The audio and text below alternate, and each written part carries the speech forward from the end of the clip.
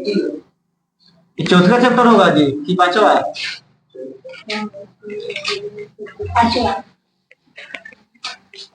Verb, ये हो गया आपका पांचवा चैप्टर हम लोगों का। वह शब्द, क्रिया हेडिंग हो गया ना जी। वह शब्द जिससे, वह शब्द जिससे किसी कार्य के करने या होने का बोध होता है,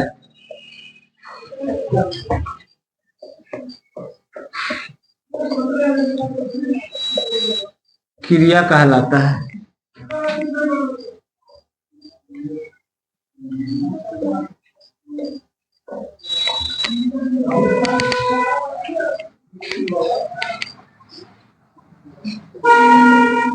मैं पुस्तक पढ़ता हूँ।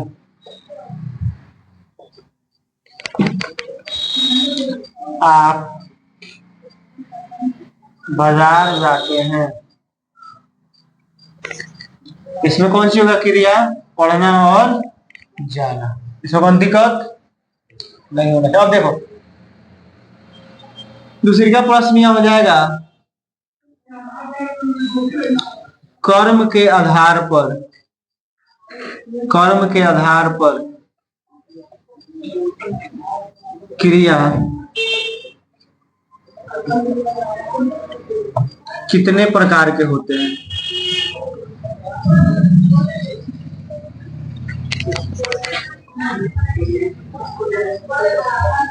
कर्म के आधार पर क्रिया कितने प्रकार के होते हैं?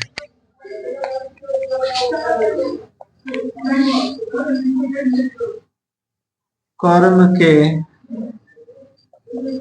आधार पर क्रिया दो प्रकार के होते हैं।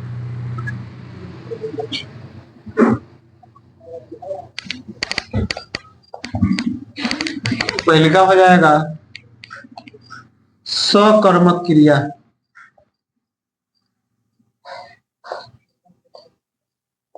मतलब जिसमें कर्म हो, इसका मतलब ये हुआ। ये होगा अकर्मक क्रिया, जिसमें कर्म न हो, अकर्मक क्रिया।